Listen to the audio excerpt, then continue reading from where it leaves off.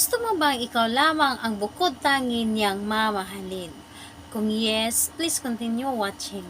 Hello mga guys, kumusta kayo? Panibagong araw, panibagong video na naman tayo. And sa araw na ito ay isa na namang video ang aking ituturo sa inyo na simpleng gabay o simpleng pamamaraan na makakatulong sa atin. At bago ang lahat, gusto ko lang mag-disclaimer sa mga taong hindi naniniwala at hindi gusto ang mga kagaya nitong video. Please skip this video and maghanap kayo ng videos na gustong gusto nyo dahil ang video na ito ay para lamang ito sa mga taong naniniwala and gusto mag-try. So ngayon ituturo ko sa inyo paano kayo na kayo lamang ang mamahalin ng inyong mga partner. Napakasarap sa ating pakiramdam kapag alam natin na tayo po ay mahal na mahal o sobrang mahal na mahal tayo ng ating mga partner, yung mahamahalin tayo na tayo lamang, yung wala tayong kahati sa kanya. Napakasarap ang mahal kung tayo lamang ang minamahal na ating mga partner at sobrang special tayo sa araw-araw. Ito po ay pwedeng gawin sa parehas ang kasarian, babae ito babae and lalaki ito lalaki. Pwede rin siyempre sa ating babae at lalaki na mag-partner. And pwede rin ito kahit pa hindi pa kayo magkarelasyon kung gusto mo na mapansin kayo or kung gusto ninyo na magkagusto yung taong matagal yun ng lihim na minamahal. Pwede rin ito sa inyong ex kung gusto ninyo na pabalikin ang inyong ex. Ito po ay pwede sa lahat.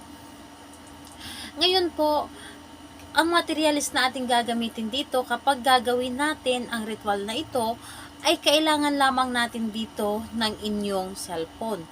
So, kailangan natin dito po ng inyong cellphone or di kaya'y larawan lamang. Larawan na pwedeng nakaprint, pwedeng photocopy, pwede rin na nasa loob ng inyong cellphone. Pili lamang kayo kung saan ang mas gusto ninyo or pili lamang kayo kung saan ang meron kayo. Cellphone lamang or di kaya larawan lamang ni target ang ating kailangan dito.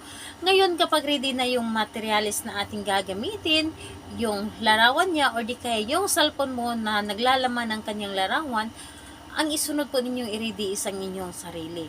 I-ready ninyo ang sarili ninyo na kailangan, alam po ninyo sa inyong sarili na gustong gusto ninyo itong gawin at alam ninyo sa inyong sarili na naniniwala kayo at hindi kayo nagdududa sa dapat ninyong gawin. At kung kayo po ay isa sa may pagdududa or nag-anlilangan po na gawin ito, huwag nyo muna itong gawin at saka nyo na lamang ito gawin kapag alam nyo na sa inyong sarili na ito po ay makakatulong sa inyo. So ngayon, kailangan na mag-isa kayong gumawa nito at wala pong dapat na nakakaalam at hindi po ito dapat na ipapaalam kahit kanino. Ngayon, ang inyong gagawin bago kayo matulog sa gabi, yes po, gabi po ang aking naibanggit dahil ito po ay malakas ito sa gabi. Malakas itong gawin kung gabi. Bago kayo matulog sa gabi, habang nakaupo or nakahiga pa lang kayo sa inyong mga kama, ang inyong gagawin, kunin ninyo ang inyong cellphone or di kaya ang larawan ni target. Titigan ninyo ito ng mula sa inyong puso. Titigan ninyo ito ng mula sa inyong puso, yung may buong pagmamahal at ipapasa ninyo o ipaparamdam ninyo sa kanya kung gaano nyo siya kamahal. At bago ninyo sambitin ang dapat nating sambitin, dapat kausapin nyo muna siya.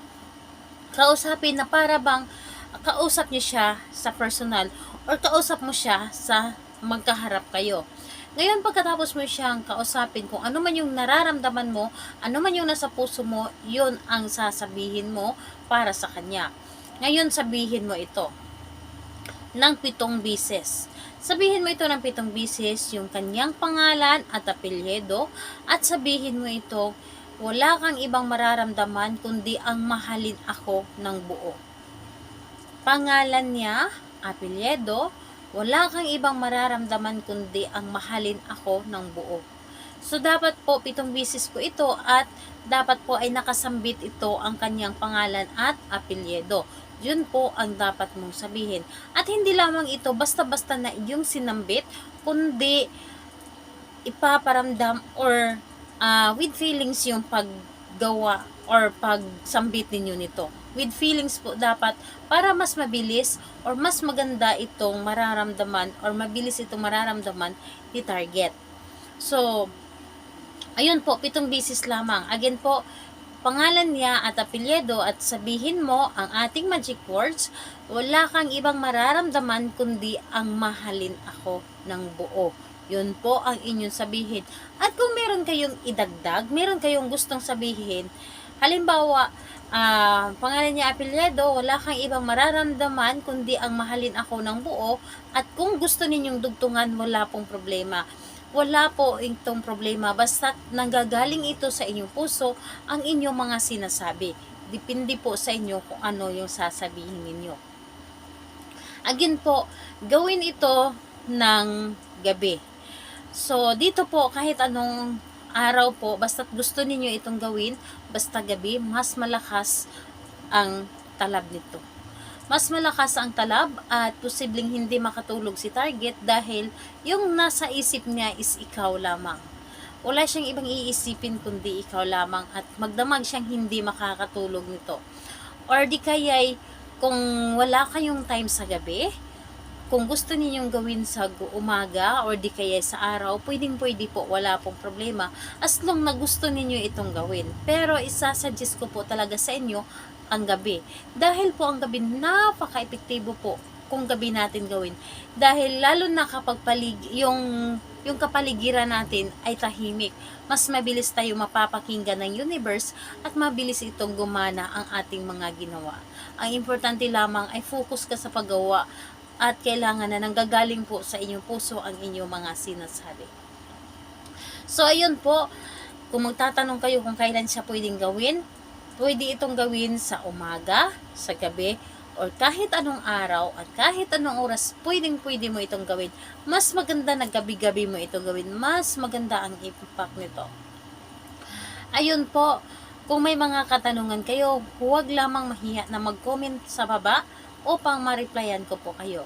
Bye-bye everyone. God bless us all.